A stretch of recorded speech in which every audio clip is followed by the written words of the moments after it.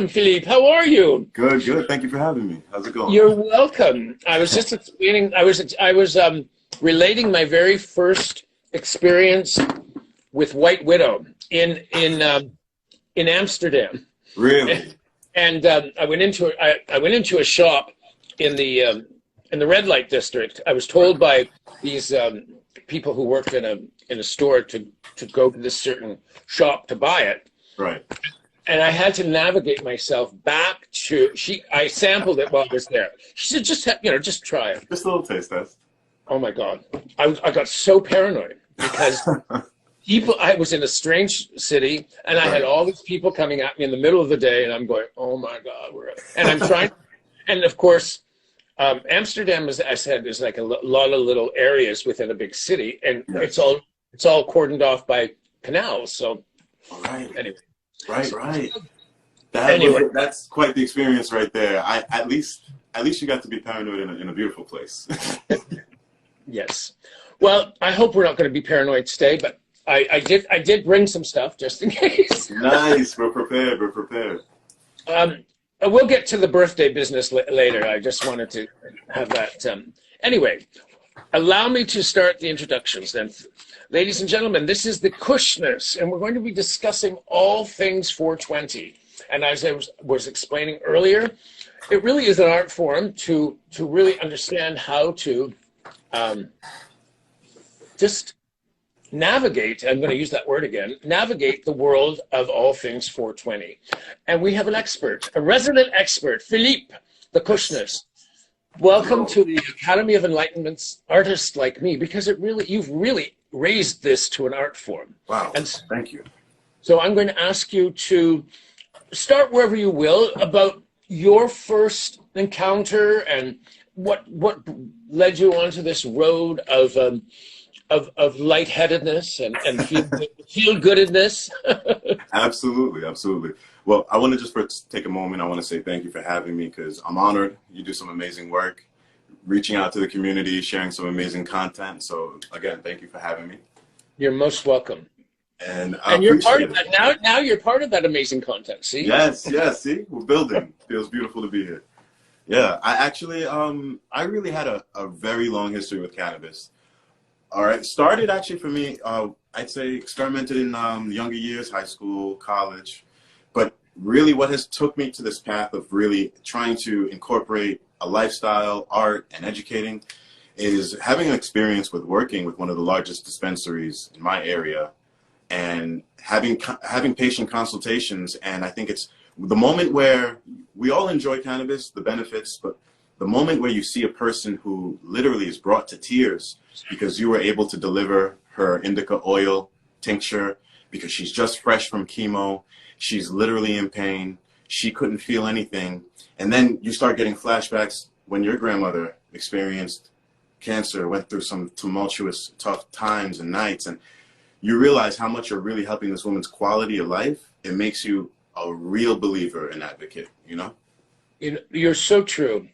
I can think how my own paternal grandfather would have benefited greatly from this, suffering from cancer as well, and the treatments.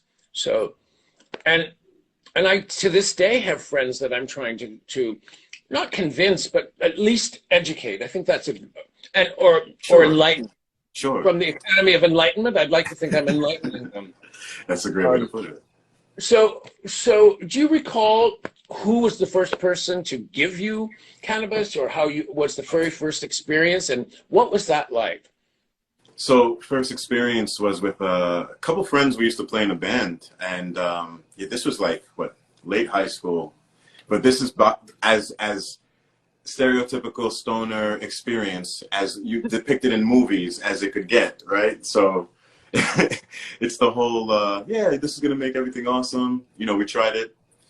Let's say half hour later, I'm over here trying to figure out, like, I'm a master chef I'm putting oatmeal, bacon bits, all these snacks together. Listen, it was a sight. Okay? It was a crazy sight. And then on top of everything, I pass out. So I'm waking up like, what the hell just happened? I'm not sure, but I liked every minute of it. But But of course, I mean, I started out really, really not knowing anything of what I was doing. But throughout the years, you know, I kind of sharpened my skill set, sharpened my actual self-education on it. And ever since, it's been nonstop.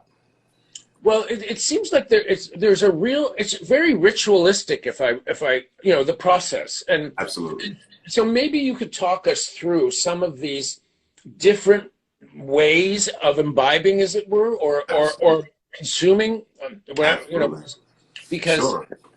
you know, there's everything out there that looks so appealing, and it is. Absolutely. Well, I completely agree. There's many different ways and routes to consume. Aside from the traditional flower, recently I've been really big on concentrates, which is just what this is the extracted form.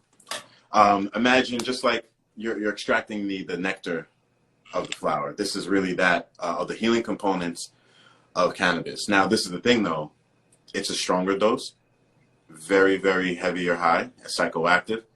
When that's the case, this is really recommended for more experienced users that are comfortable with those higher amounts of THC. But again, I have some friends that again cannot take so much high level THC, don't have that experience, you know. But for that, there's alternative routes like tinctures, capsules. Those are some great alternative ways and legitimate ways to consume your medicine, and routes that here in the medical state that people get administered every day from their doctor. I actually have a prescription for Nabalon. Is that it, Nabalon? Oh, Nabalon, okay. Yeah. Now, do you know what Nabalon? I don't really understand what that is.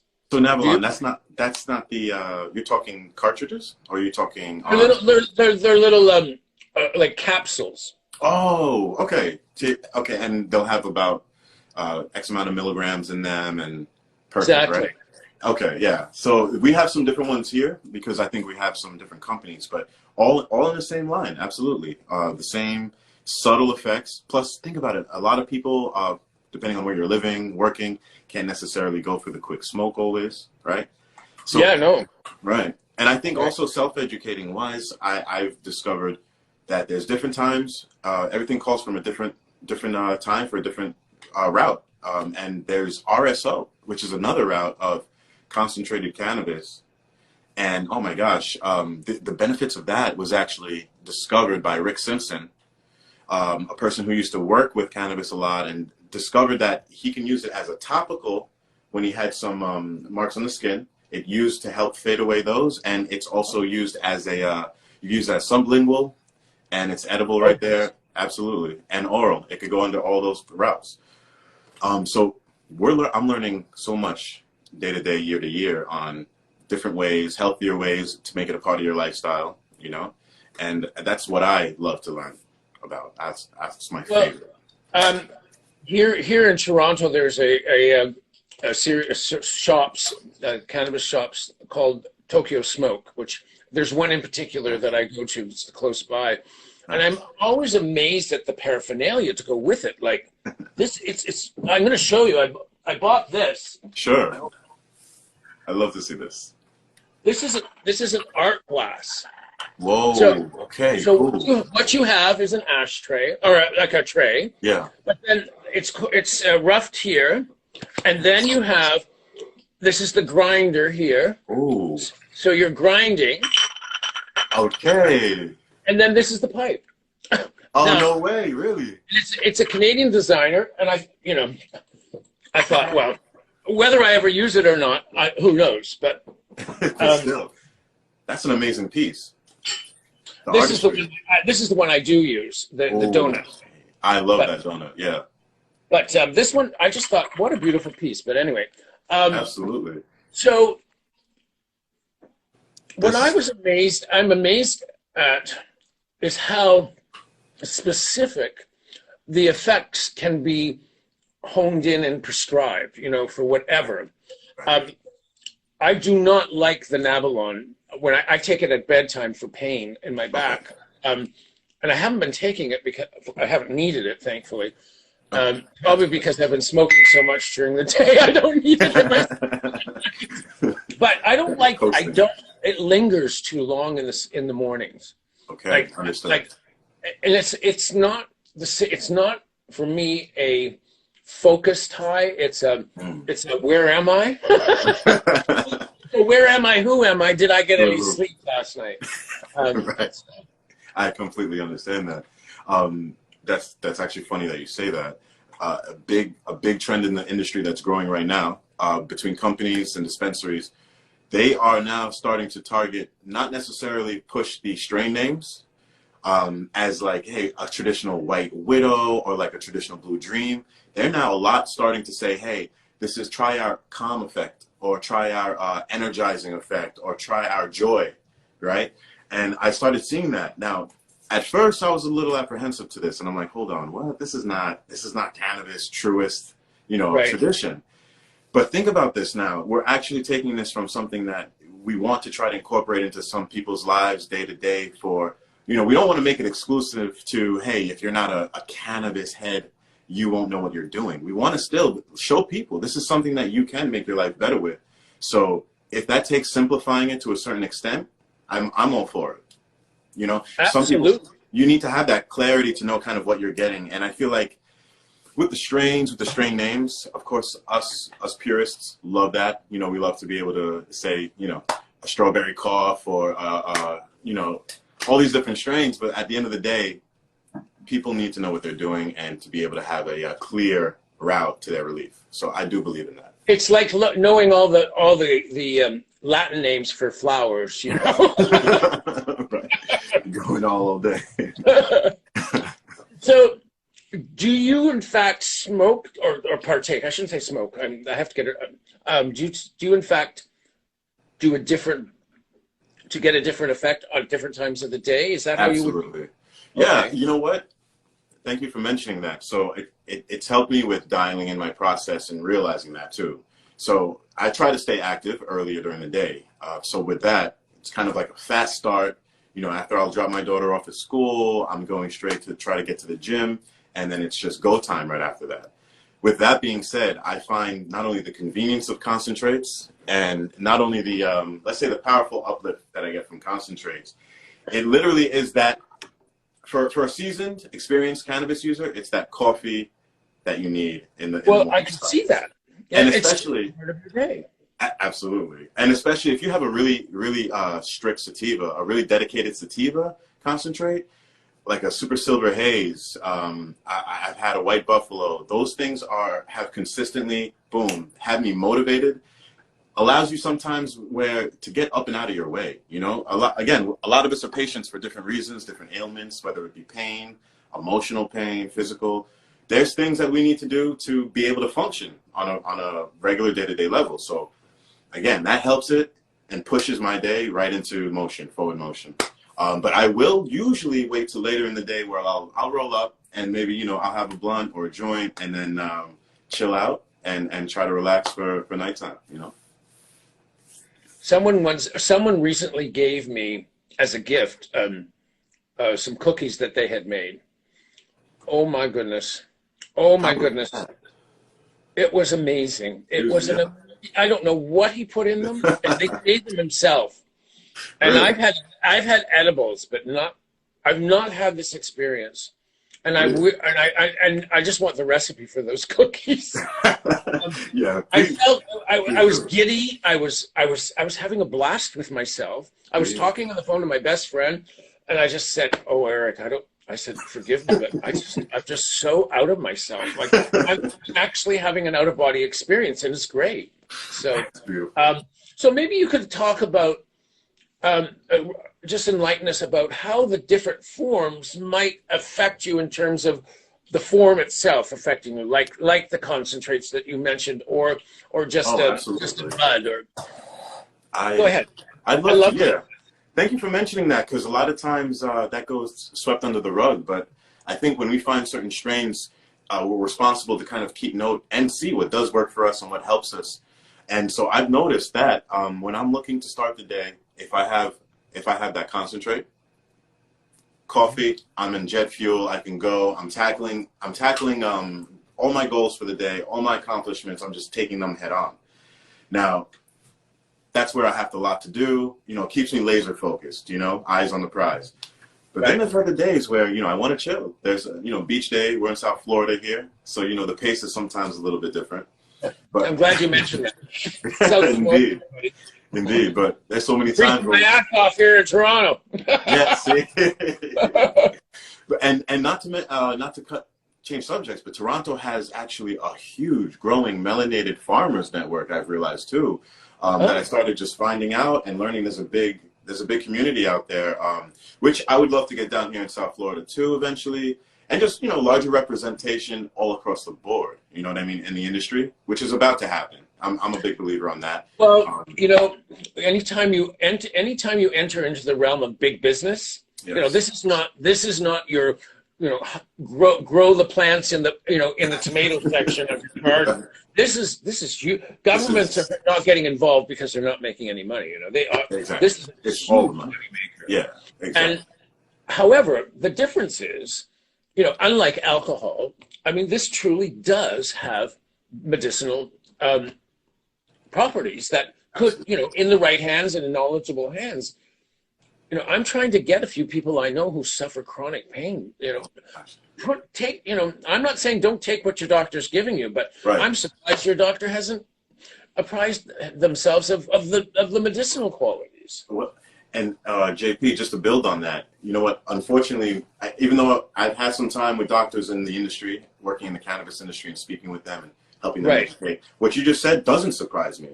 A lot of doctors are faintly aware of even what an endocannabinoid system is. Hardly aware of what terpenes are, how they can affect the body, and even where they're naturally found in natural foods and in nature to know them and identify. But these are things that are interconnected, right? And so if we're talking about healing, it makes me think, are they there to seriously heal us? That is such a huge component to know, and like so much time has passed where I think doctors just discovered it, they said in 2001, I want to say maybe even later than that. But that fact alone, and there's such minimal research, it's crazy to me. Well, you'd think, I'm wondering if it's going to go the route of Eastern medicine or alternative medicine, right. Because from what I can see and witnessing in your posts, it really is a subject matter that you could dedicate and become an expert in, all things, a connoisseur. Right. So how would you initiate somebody? What would you start them off if somebody's never had cannabis in any form that they're aware of? Yes. All right. Thank you. So start off with. Beautiful, beautiful. So if a person has, first of all, no experience with cannabis and they're entering the world, right before even I would say anything, I would ask them, what do you want to use it for? Right. I mean, what are you looking for? Is this just experimental? Are we having fun? Is it targeting something specific? And then I'll go from there. Generally speaking, my friend Hertz right here, great expert. Hi, Truth. Hey, welcome. Beautiful peoples here that have great knowledge as well. A bunch of my friends here are not only bud tenders, so daily they're helping and doing what we're talking about right now. Great, huge help to the community. Yeah. Absolutely. And you want your bartenders to be on your side because they're pouring your drink.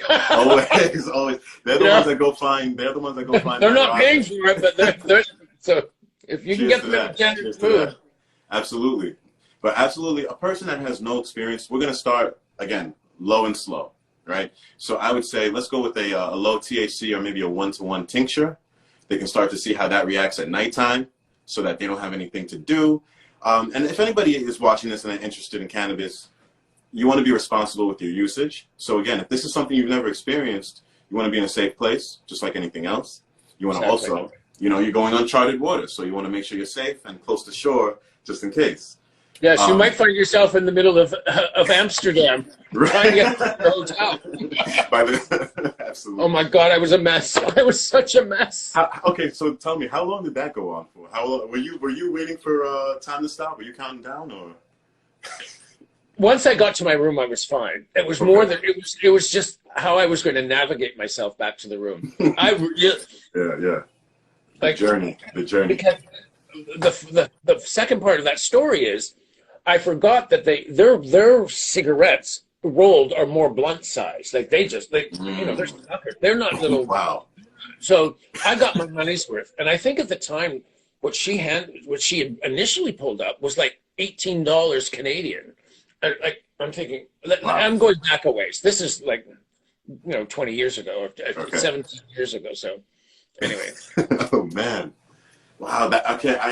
I'll say I had a very similar experience, but my experience was with an edible on a brownie, actually on a 420 in like 2009, where literally this was the first, we're going to get, the whole crew's getting together, again, pre-COVID life, right? So the whole crew gets together, bringing the brownies, bringing the goodies, and we are all set for this baking session. The brownies get out, smelling incredible. We take them. Let me tell you, and this is the first time ever that I'm looking at my clock and the watch, wishing for this to go away, because I was so. I mean, I was like somewhere around Pluto, doing circles and loops over there, because it was so potent. But I mean, come to find out later on in my later years that a lot of CBD could have helped with counteracting that. Where I've heard that sometimes CBD helps balance out an overly high state. I need to try that out some more, though. Yes. I have to say, since it's been legalized and standardized, so to speak, in terms of the quality in Canada here, I'm having less and less unpleasant experiences in terms of, because the knowledge is there. The knowledge is there. And I think that's what, they talk about medications and certain tablets, pills, medications that can target specific things. Like, I have a friend that's taking a pill, and it targets the nerve endings of the dendrites, like the dendrites of the nerve endings. I mean, that's how specific. So I can see how something like this, it can be so tailored to what you want. Yeah. Absolutely true. Are you creative when you're in that state? Or do you become creative? So that's funny. I was just watching a video this morning about mastering your flow state. And what it is that someone was commenting on how the art of freestyle rapping, right? The freestyle rap, the true freestyle form, not like you have something written and you're going and memorizing it, but literally keeping at pace where you're creating on the tiptoes under your mind, your frontal lobe moving, helps so much for the mind. But I realized how much cannabis helps put me into that flow state and is a motivation for creation. Not everybody's an artist. Not everybody's a cannabis enthusiast. So not everybody's going to get this. But again, I think it's the lifeline to my creation. And I think as I started discovering cannabis, it literally was my butterfly process. You know what I mean? And which goes into why I use that logo. And so it started making me more creative, a smarter creative, a more sensitive creative, a more woke creative, and a more just aware overall, socially and everything. In fact, for about a year and a half, all through the first COVID lockdown about a year ago. Yeah. But I started before that. I would get up and I would have a single hit or two, and then I just start writing. I just start writing and writing and writing, and then I go for a walk, and these incredible ideas come into my head. I've got my phone and I'm dictating it. That's the only thing. Using electronics when you're in that state is not necessary. and I'm trying to walk at the same time. So there you go. Yeah.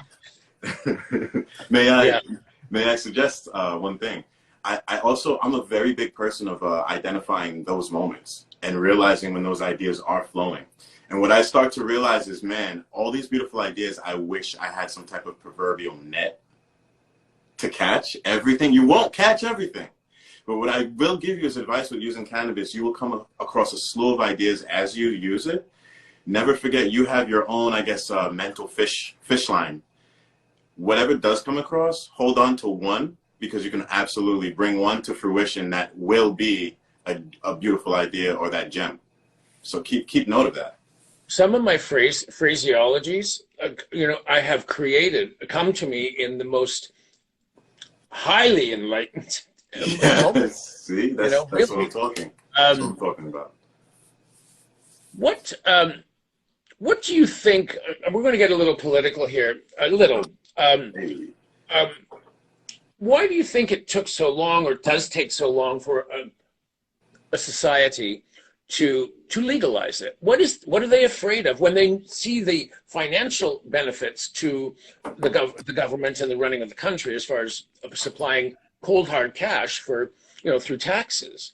What do you think is, and certainly from a policing point of view, that's one, it's one less thing they have to really be concerned with. I mean, I do think this way, that it is still a legitimate nationwide way to still fill jails, and they still are milking the process out of it. California legalized it and was the first state over a decade ago, and I believe that not only did they show and prove the benefits of what it could take to, of how it could be not only a better product for a state, how much better it can help with lives, and at the end of the day, we have a system that allows drunk drivers to wreak havoc without any type. Nobody needs a license to go. Well, granted, if you're 21, you can go in, but you're not paying additional money to be able to drink, to see a doctor, to see if you can drink, to see if you have reasons to use.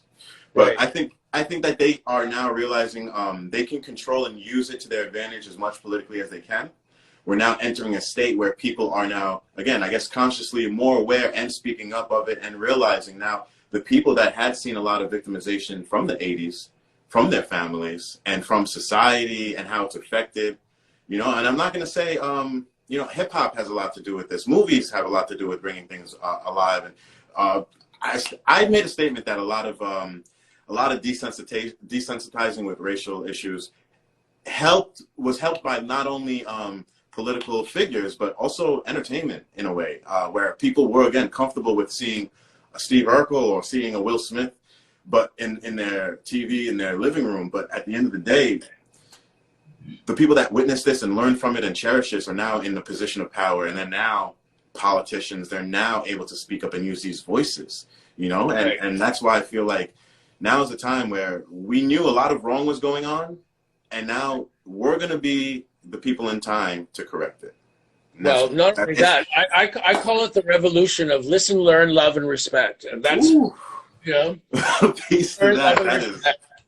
Because it's not just with all things cannabis, it's all things, period. If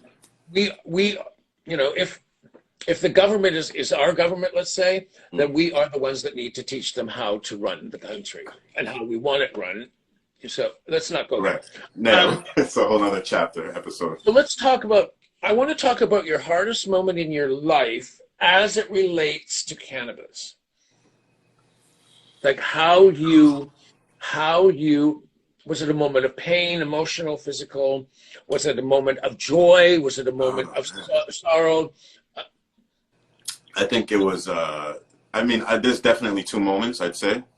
Okay. But wow, you mentioned that, and as you mentioned that, it comes to my mind was, I guess about July 4th, I think it was about 97, like 96, 97, where I did lose my grandmother to that battle of cancer.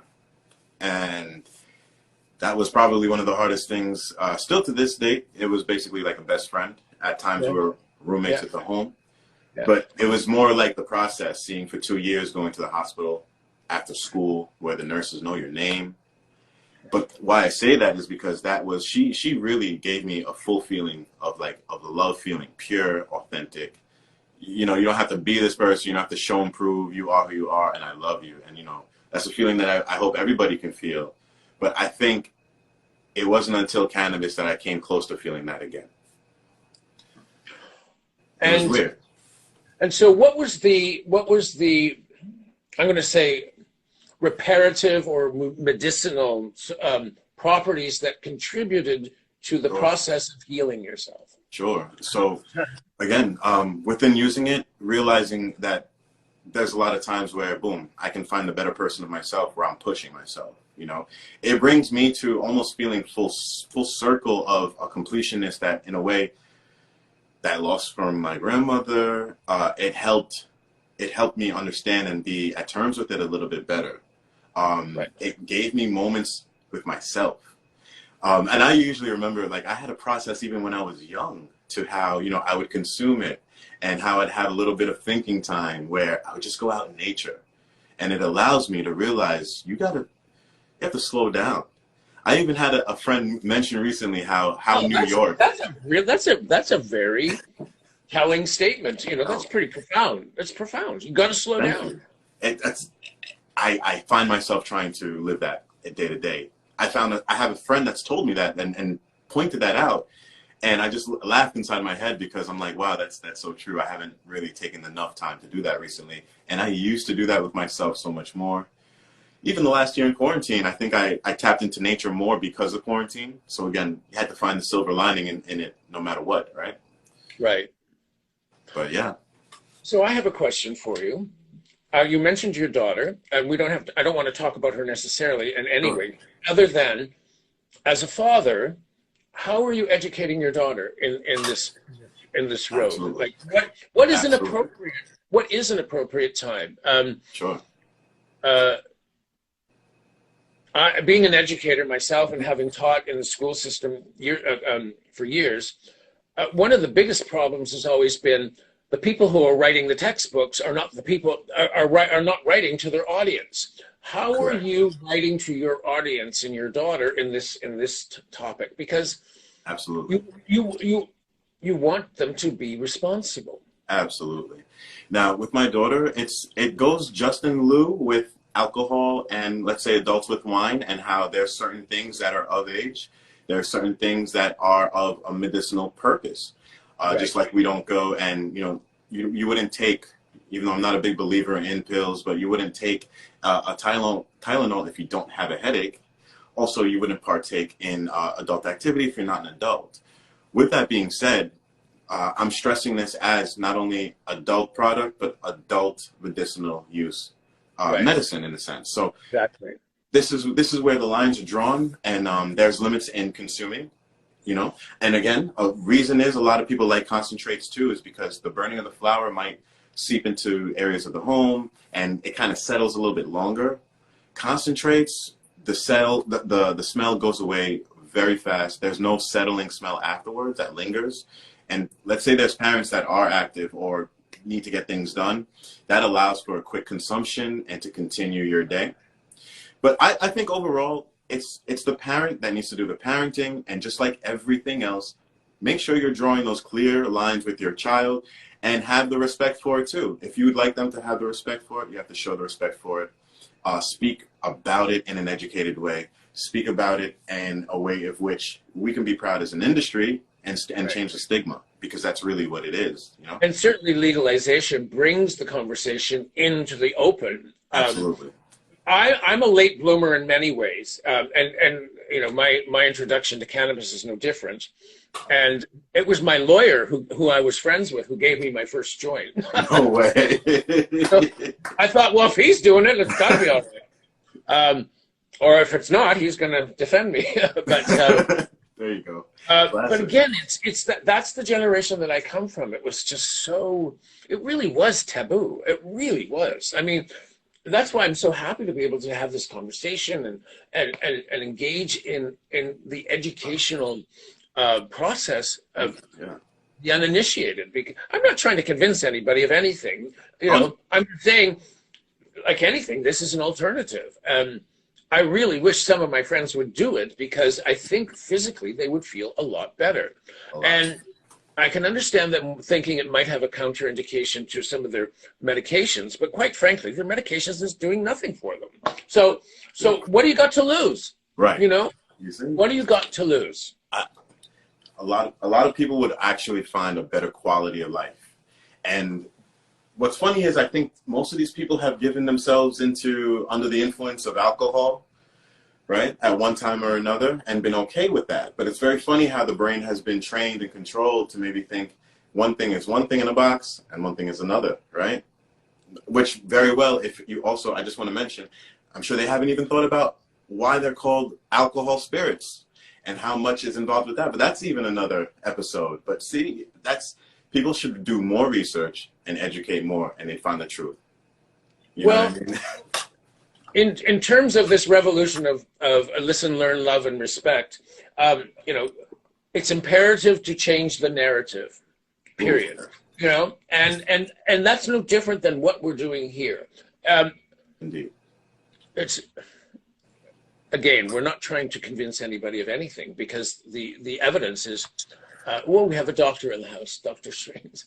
That's the doc. So you mentioned a few people as they were popping up on the screen. Who Yes. are the people or things that have helped you in this journey of? Oh man, everybody. Listen, I call everybody my Canna fam, but literally. I like that. Oh, good. I better start smoking more. Exactly. Oh man, no, but seriously, my good friend Hertz here has been awesome in one of the local dispensaries. Has been a great help and educator. Dr. Strange is making amazing cannabis content, creative and new. You know what I mean? Very, very creative and new. Puff and Parlay, a couple of really dope women out west in California who have a podcast that I saw them grow over the past year and inspired me. You know, that literally shows how they've grown. You know, you yourself going out there in the world and documenting not only just these days in quarantine, but like how we can basically communicate and make the world closer. That's so much of this. Okay, I want to say like all of that. And I think that's why, as an artist of what I reflect, I'm not necessarily just here to be myself. I think what I'm not trying to sound profound, but this is what I am. I think I'm a collector of experiences, people and things. And I know how to almost be, I guess, connect with it and recreate it and express it in an art form. So everything I've seen, I've been experiencing since I've been born, and, you know, the music, lives, experiencing politics, my journey, everything, people, these are my daily inspirations, and everything adds to my art. And I wish there was more hours in the day where I could even actually I could reflect how much I have up here in an actual artistic form. I'm going to throw this out. Have you ever thought of being like a late night radio host? Do you have the voice for it? And then just talking like this and have a call-in show. I mean, that would be terrific. That sounds incredible. That's actually cool. That's actually very cool. Wow. You could do it as a podcast like this and just have people popping in and out. So instead of phoning, and I know people would tune in and they'd be, you know, see. Well, if people do it, I'm going to. Hey, that's one right there. I'll take it. Yeah, I'd watch it. No, it's that kind of, you know, late at night. It's that kind of thing. You're winding down from your day, and I think you would be perfect for that. Thank you for that. You know, because you have a way of explaining things in a sincere way. Like, you're not selling it to me, you're explaining it to me, and that's a big difference. And in order for you to explain it, you have to be knowledgeable about it. And I just watch you in your videos, and I'm thinking, my God, it's very ritualistic. It's like you would have a Seder meal, or you would have a mass or something. It's very ritualistic, and it deserves that kind of respect as well. And again, our conversation is elevating it, and I think fear has a lot to do with it. The fear, you know, I think there's a lot of fear and unfortunate experiences in the uninitiated. You know, a lot of people have had lousy experiences with it. They couldn't handle whatever because what they didn't understand at the time, obviously, is that they could have tailored their experience had they had knowledge. Exactly. And a little bit, I think this is an instance where a little bit of knowledge is dangerous. You really do need to know more. Absolutely. And that's why I reached out to you, because I want to learn. And I want to learn visually as well as speaking to you. And I kept watching you, and I'm thinking, I really don't know what he's doing, but no worries. That's what I'm here for. I love to. So who are your naysayers? Who are the people in your life that you had to overcome as you started down this focusing of all things cannabis and how it relates to you as a human being on really virtually every level, physically, mentally, emotionally? As you're saying that, I remember dating back to having a police officer come to my college dorm bedroom and literally being having a complaint on us for smoking, even though the window was open, and the word Yeah, yeah, with the safety bar, right? So yeah, it was like tried to, but the words were, "You need to leave cannabis alone and it'll stop getting you in trouble." And I was like, wow, those words kind of stuck with me. But yeah. you know, because deeply I knew that no, this is something that's going to change the world. You know, Exactly. That's the thing. So I see a lot of naysayers out there are just the people that are the sheep, the people that are eating up what they feed you to say and believe. Like the naysayers, I have naysayers in my family. I have naysayers that were friends, you know, and you start to realize that if you have a certain type of confidence within what you believe, you'll have two types of people start to consistently pop up in your life, and it makes it a lot easier too, because you'll have clear routes. There's only two lanes in this, right? So you're gonna have those naysayers that are like, bro, what are you doing? Why are you doing this? Stop, you know, and don't even take the time to do their own chase their own passion or chase their own, you know, dreams or believe in something. Yet then you have the other people that are like, wow, you're doing that. Keep doing it. I want to do that. I'm pushing something myself. You inspired me, or that made me realize my potential, and people that just, they gravitate towards the light. They do. Happy people make people happy. Thank you. You know, so when people come towards you and they see that you're happy, they want to know what your secret is. They want to know, or at the very least, they want to be around you because it's sort of happiness by association. But the point is, they're really happy because they see how happy you are. Mm. And then they, in turn, take that energy and they become happy. And it's just, that's why I was interested in the people that have helped you and have hindered you, so to speak, because those people are unhappy with whatever. See, exactly. And I wouldn't know what to do with happiness if it landed in the lap. I would like to give a lot of credit to one of my sisters. She actually, I guess a couple of years ago, when it felt like a depression was coming in and it was kind of rough, and you know, when we sometimes get in that rut feeling. Oh yeah. I would love to give. I hear you. You don't know that. I think like really a lot of this was helped by being sparked with words of inspiration from my sister, who told me to go back to basics in a way and go back to creating art. You know, and I was at a time where I was working jobs. I was chasing, you know, the dollar at, you know, sales, corporate jobs, trying to get. It just wasn't working, and it wasn't the world that I really could thrive in. It wasn't the world I could be celebrated in, even, you know. So really, that's what it was. I went back to basics. Started with doing art. Ended up pushing that.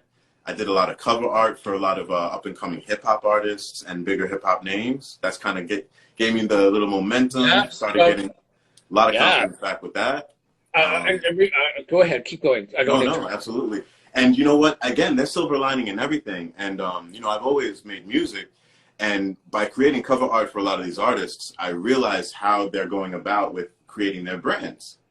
And I'm seeing how not only are they self-empowering themselves by creating their own merchandise, their own ecosystem of like an online family of people that they can, like, you know, always be there to support, and like, so people like I can support. And that's really what I really wanted, to create a type of universe of like-minded people that have the vision, educated on cannabis, love it, and want to keep on seeing, you know, us shining every day. You know, there's room for everybody to literally grow their own thing and thrive at it. And that's what I think the experience of cannabis is very transformable and also transmittable, because I mean, some people can relate to the effects that they might be witnessing on a screen that you're having, you know, as a result of what you're doing, and I think because that's how specific this, you know, strains and mixtures and tinctures and concentrates. I mean, it really is prescriptive. It's becoming prescriptive, just like any other prescription. But the thing is, with pills, you're really not sure it's doing anything. This, you can feel it. You can feel it. Right. You know? And, right. And that's what I think it does. It you know, it really heightens the dendrites that I spoke of earlier. You know, it's Indeed. You know, that's And that's the targeted relief. And again, all levels of people can experience it and get benefits of it. Do you know something? We're coming to an end. This conversation has gone so fast. I don't want to lose it so listen, will you come back? Oh, absolutely. That's a must. Wonderful. If you'll have me, absolutely. I'm grateful for that. Thank you. Okay, because I don't want to lose this. Ladies and gentlemen, Absolutely. J.P. Michaels from the Academy of Enlightenment saying thank you very much. Philippe, merci beaucoup. The Kushness, thank you. It was excellent. And ladies and gentlemen, the Academy of Enlightenment, where the faith be fashionable, learn that without faith in yourself, you don't have a chance to heaven. And without style, you don't have a chance in hell. That's right. Woo! That's right. Philippe, I love you. Thank you so much. We'll do this again. Merci beaucoup. Au revoir. All right.